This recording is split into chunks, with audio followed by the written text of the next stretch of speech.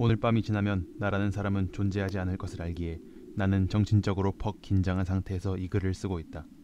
무일푼에다가 내 삶을 유일하게 지탱해준 양마저 다 떨어져가는 상태라 더는 고통을 견딜 수가 없다.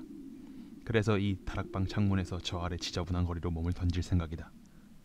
모르핀의 노예라고 해서 나를 나약하거나 타락한 사람이라고 생각하지 않았으면 한다. 급하게 휘갈겨 쓴 이 글을 누군가 읽게 된다면 전부는 아니더라도 내가 왜 망각 혹은 죽음을 선택했는지 짐작할 수 있으리라.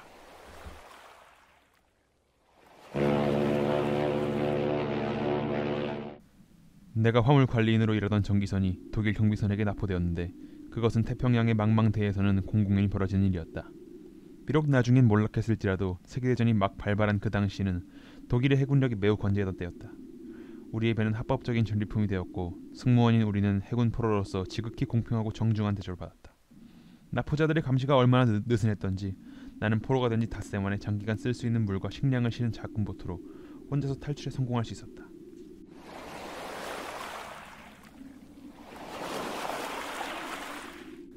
마침내 정처 없이 표류하고 있다는 것을 깨달았을 때 그곳이 어디인지는 짐작조차 가지 않았다.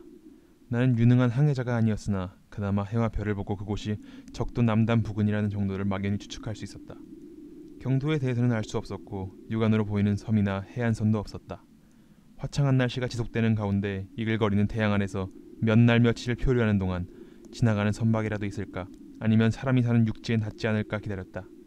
그러나 배와 육지 어느 곳도 나타나지 않았고 나는 망망대해에 홀로 있다는 절망감을 느끼기 시작했다.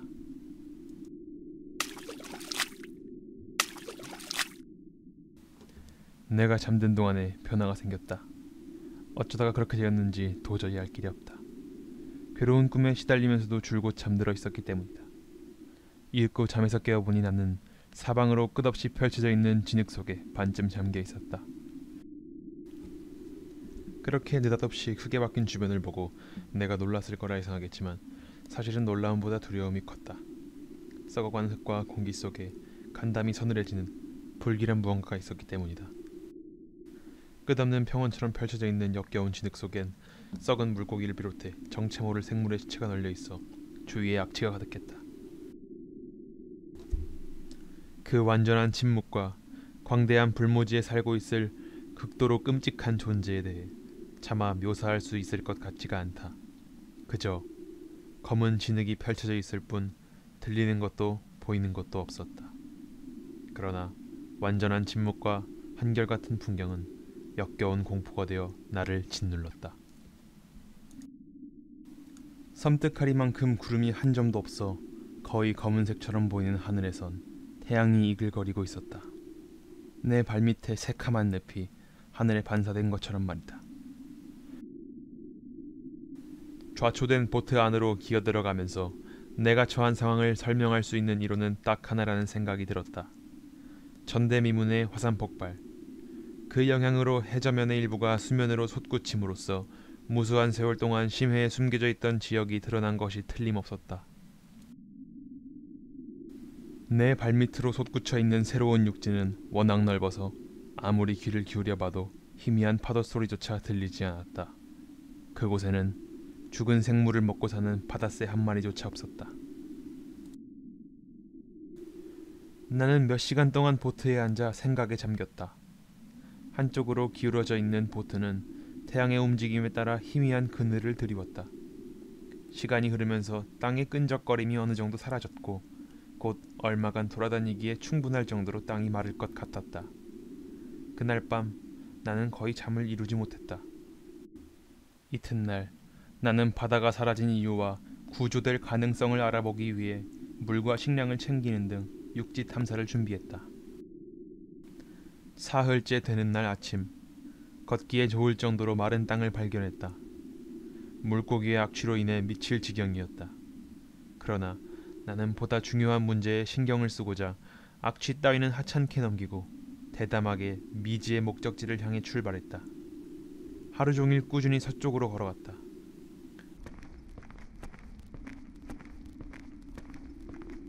멀리에 완만한 불모지대보다 높이 솟아있는 언덕을 길잡이로 삼았다.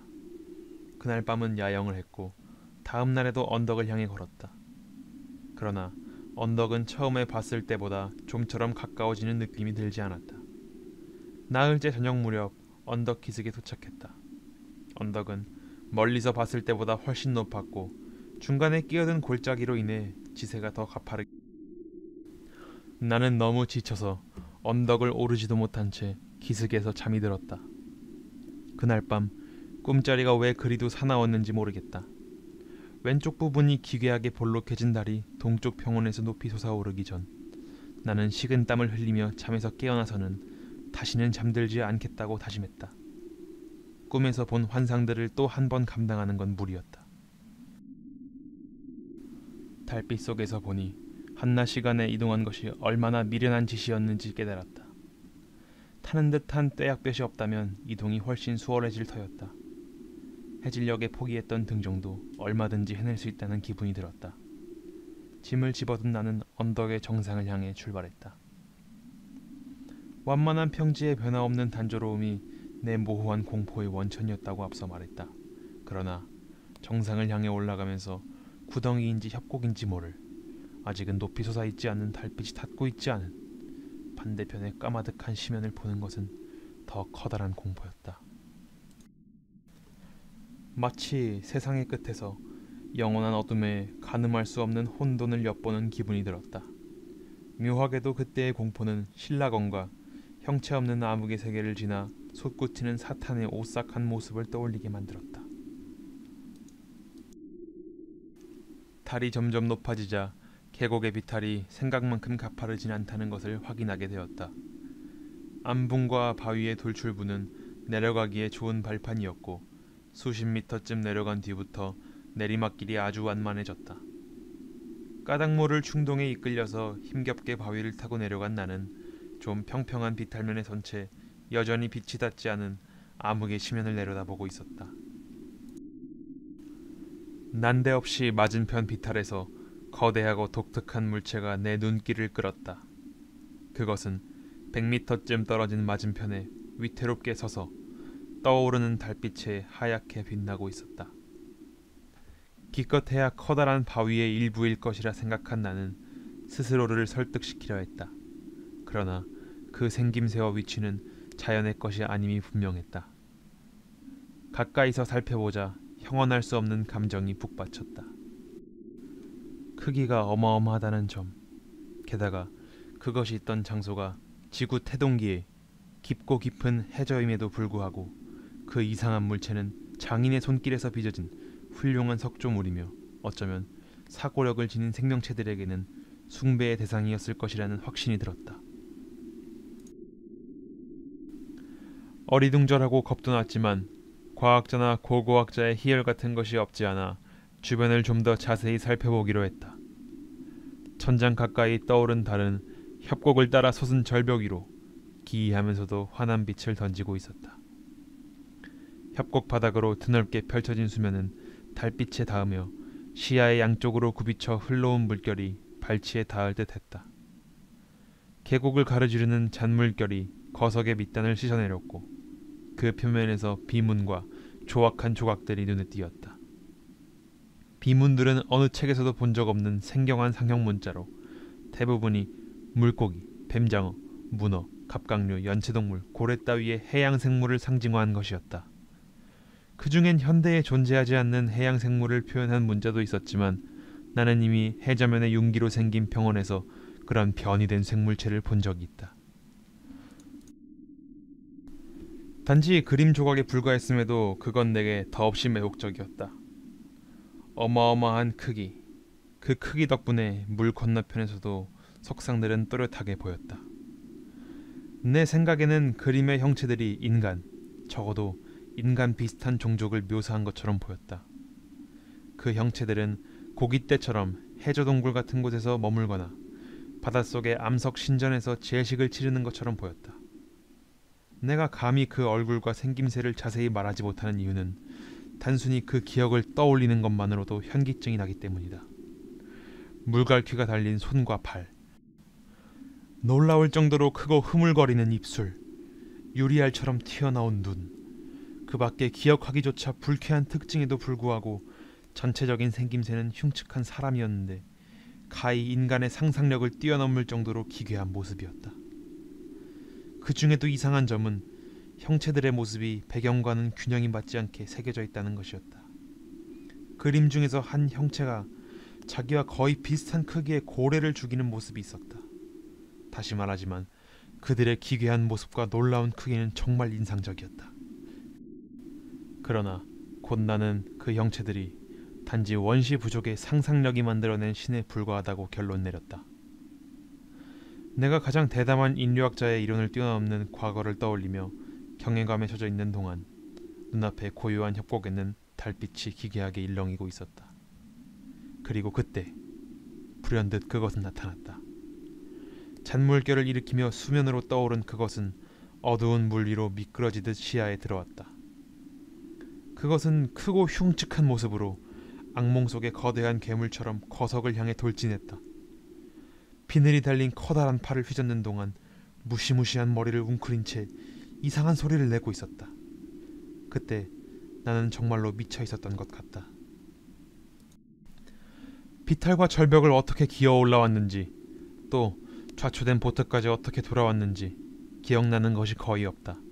나는 미친 듯이 노래를 불렀고 노래를 부를 수 없을 때에는 이상하게 웃어댄 것 같다. 보트에 도착하고 얼마 지나지 않아서 거대한 폭풍이 온 것을 어렴풋이 기억한다. 어쨌든 천둥 소리와 함께 극도로 난폭해진 자연의 소리가 들려왔다. 그 혼란한 어둠에서 벗어나고 보니 나는 샌프란시스코 병원이었다. 미국 선박의 선장이 바다 한복판에서 내가 탄 보트를 구조했고 나를 그 병원까지 데려온 것이었다. 정신착란 상태에서 나는 많은 말을 했지만 누가 미치광이의 말을 믿어주겠는가. 나를 구조한 사람들은 태평양에 떠오른 육지에 대해 전혀 알지 못했다. 나도 사람들이 믿지 않는 것을 계속 말할 필요는 없다고 생각했다. 한 번은 저명한 민속학자를 찾아가 고대 필리스틴의 전설이라는 물고기신 데이곤에 대해 독특한 질문을 함으로써 그를 즐겁게 만든 적이 있었다. 그러나 곧 그가 지독히도 보수적인 사람이라는 것을 깨닫고 억지로 질문을 계속하지는 않았다.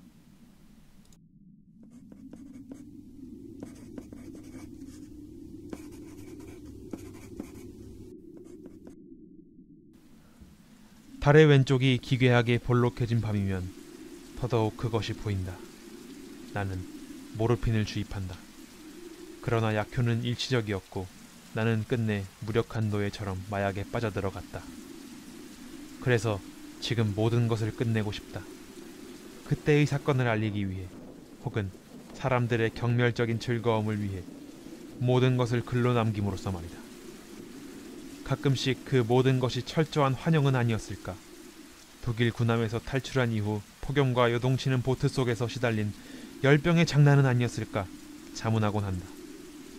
그런 자문에 돌아오는 대답은 언제나 끔찍하리만큼 생생한 장면이다.